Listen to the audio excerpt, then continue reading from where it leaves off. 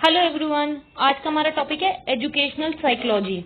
कोई भी teaching exam हो, एजुकेशनल साइकोलॉजी हमेशा पूछी जाती है, क्योंकि जब आपको टीचर बनना है तो आपको ये समझना होगा कि एजुकेशनल जो सेटअप है क्लासरूम सेटअप में, उसमें एजुकेशनल साइकोलॉजी की थ्योरीज या उन बातों को कैसे ध्यान दिया जाए। तो चलिए शुरू करते हैं। या आप पॉज करके वीडियो स्क्रीनशॉट ले सकते हैं, लेकिन प्लीज ध्यान से सुनिए। कुछ बहुत इंपॉर्टेंट वर्ड्स हैं, की वर्ड्स हैं, जिन पे क्वेश्चन बनते हैं, प्लीज उन्हें मिस ना कीजिए। तो इसलिए वीडियो ध्यान से सुनिए।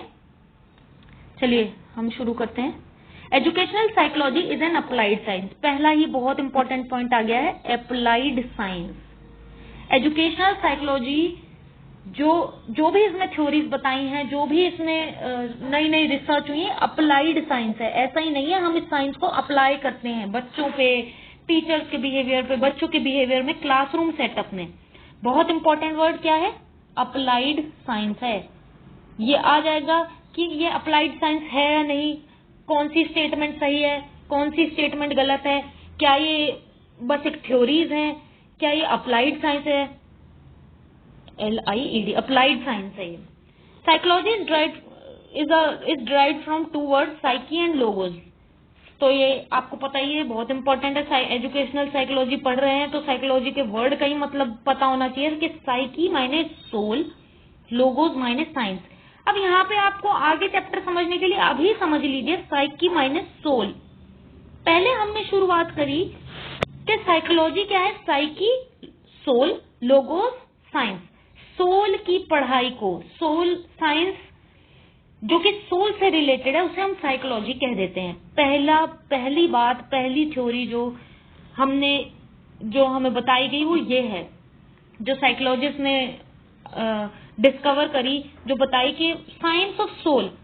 फिर आगे आगे कुछ कुछ डिबेट हुई कि सोल तो हमें दिखाई ही नहीं देती है, सोल तो कहीं भी दिखाई नहीं देती है, तो हम इसको कैसे पढ़ें, इसकी साइंस को, इसकी थ्योरीज को हम ऐसे कैसे मान लें जो चीज दिखाई नहीं देती है? कुछ उसका प्रूफ होना चाहिए। फिर आगे 18th सेंचुरी में आप देखेंगे, 18th सेंचुरी में नई डेफिनेशन आई है। ये आपको अभी मैं बताऊंगी कि कैसे सोल से माइंड, माइंड से कॉन्शियसनेस, फिर बिहेवियर, ये कैसे क्रोनोलॉजिकली कैसे लर्न करना है आपको। साइकोलॉजी पहले हम देख लिया कि भाई सोल है। फिर आया 18th सेंचुरी में नया पॉइंट ऑफ व्यू कि सोल नहीं, माइंड है, माइंड इंपॉर्टेंट है, माइंड के ही हिसाब से चलता है, बॉडी भी माइंड के हिसाब से चलती है, जो हम सोचते हैं वही हमारी सोल करती है। तो साइंस ऑफ माइंड कह दिया गया साइकोलॉजी को। अब पहले देखा आपने सोल आया, अब सेकंड देख लिया आपने क्या आया है, माइंड। यहां तक क्लियर है? आगे विलियम जेम्स ने 1892 में डिफाइन की psychology as a science of mental process. वही बात है, इन्होंने भी वही कही कि भाई माइंड ही है। तो आपको क्वेश्चन आ जाए कि जेम्स, स्किनर और विलियम जेम्स और वुंड, इनमें से किसने कहा मेंटल प्रोसेस? तो आप समझ लेना विलियम जेम्स ने कही है। यहाँ मेंटल प्रोसेस वर्ड यूज कर दिया है, ये भी माइंड से रिलेटेड ही है। मेंटल प्रोसेस माइंड से रिलेटेड, साइंस ऑफ माइंड ही कहा है इन्होंने अलग शब्दों में। Modern psychologist define psychology as a science of consciousness. अब जी थर्ड चीज आ गई है, कॉन्शियसनेस। पहले आया सोल, फिर आया माइंड, फिर आया कॉन्शियसनेस। कॉन्शियसनेस पे हम लोग कैसे आए हैं कि माइंड में भी कुछ ऐसे थॉट्स होते हैं जो डोमिनेटिंग होते हैं, और कुछ होते हैं जो इतने डोमिनेटिंग नहीं होते, वो हमारे सब कॉन्शियस में होते हैं, जो सप्रेस्ड होते हैं, जिनको हम दबा के रखते हैं, सामने दिखाते नहीं। तो माइंड में भी क्या, कॉन्शियसनेस की पढ़ाई होनी चाहिए भाई साइकोलॉजी। नेक्स्ट व्यू आया सोल, माइंड, फिर कॉन्शियसनेस। अब आपको 3 स्टेजेस समझ आ गई हैं। James Sully in 1884 defined psychology as a science of inner world.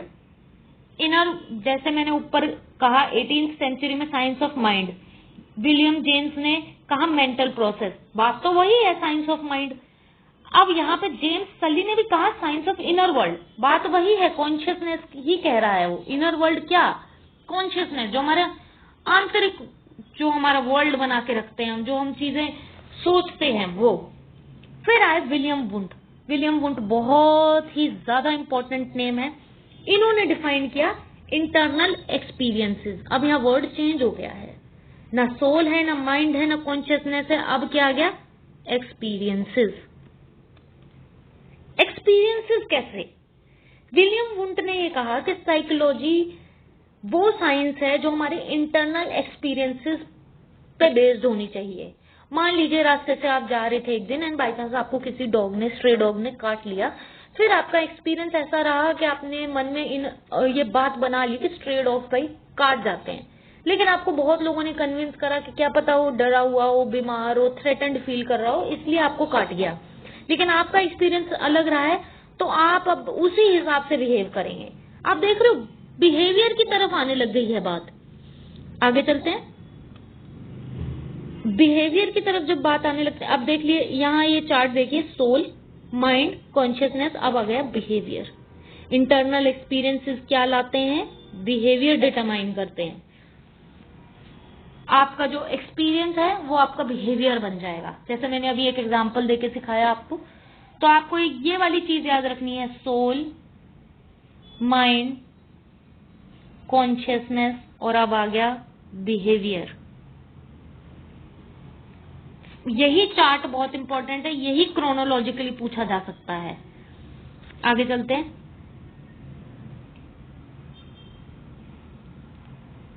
William McDougall ने 1905 में डिफाइन करा साइकोलॉजी को as the science of behaviour.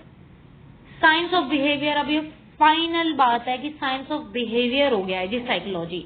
Soul नहीं, माइंड नहीं, कॉन्शियसनेस नहीं, अब आ गया है बिहेवियर। अब आपने देखा कैसे सोल से हम चले थे और फाइनली आ गए हम बिहेवियर पे। बिहेवियर क्या होता है?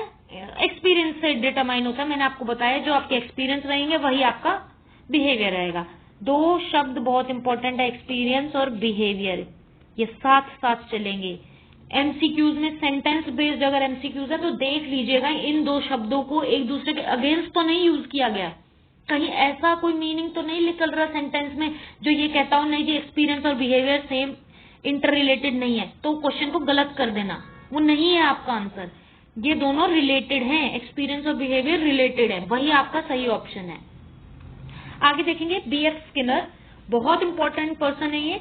इन्होंने कहा science of behaviour and experience of human beings, वही इन्होंने डेफिनेशन दी, एक्सपीरियंस और बिहेवियर दोनों जुड़े हुए हैं।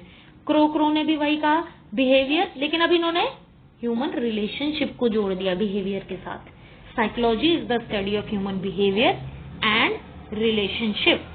तो जब आपको ये पूछा जाए कि इनमें से कौन सी डेफिनेशन क्रो ने कही है, बिहेवियर शब्द तो ढूंढना ही, ह्यूमन रिलेशन भी ढूंढना, क्योंकि इन्होंने ह्यूमन रिलेशन और बिहेवियर को जोड़ा है। आगे चलते हैं, अब एजुकेशनल साइकोलॉजी क्या है? साइकोलॉजी हमने समझ लिया, सोल, माइंड, कॉन्शियसनेस, इन तीनों में से कुछ नहीं। बिहेवियर की स्टडी को क्या कहते हैं? एक्सपीरियंस की स्टडी को क्या कहते हैं? साइकोलॉजी। अब उसमें भी आती है एक branch educational psychology, scientific study of human behaviour in educational setting. Scientific study, पहली बात तो ये एक साइंटिफिक स्टडी है, साइंस बेस्ड स्टडी है। कहां पे? एजुकेशनल सेटिंग में।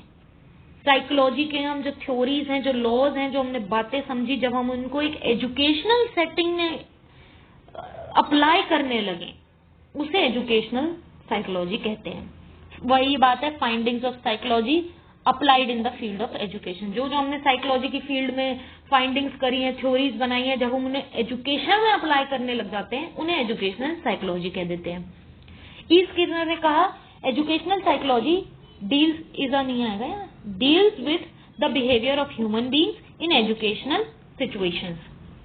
ह्यूमन, वही बात इंपॉर्टेंट, देखिए बिहेवियर पे हम फिर आ गए हैं। अब हम एजुकेशनल साइकोलॉजी पढ़ रहे हैं, लेकिन वही साइकोलॉजी की हमने जो पहले डेफिनेशन बनाई थी कि बिहेवियर, वही यहां भी आ गई है कि भाई एजुकेशनल सिचुएशन में क्या बिहेवियर रहता है एक इंसान का, उसकी पढ़ाई को हम एजुकेशनल साइकोलॉजी कह देते हैं। आप कीवर्ड समझिए, कीवर्ड्स क्या है हर डेफिनेशन में। अब educational psychology is a behaviour science with two main references, behaviour and, ये मैं रब कर देती हूं, बिहेवियर एंड एजुकेशन। फिर से बहुत इंपॉर्टेंट वर्ड्स आ गए, देखिए बिहेवियर, एजुकेशन। ये सारी वही डेफिनेशंस हैं, मतलब एक ही है लेकिन अलग अलग वर्ड्स में कहा है। कीवर्ड्स आपके वही हैं, बिहेवियर, एजुकेशनल सेटिंग, और ये एक साइंस है, अप्लाइड साइंस है। अब आपको कीवर्ड समझ में आ गए।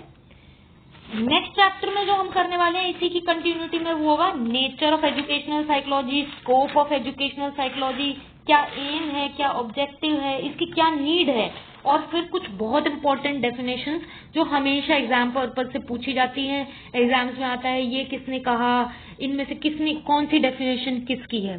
तो नेक्स्ट वीडियो जरूर देखें। Thank you.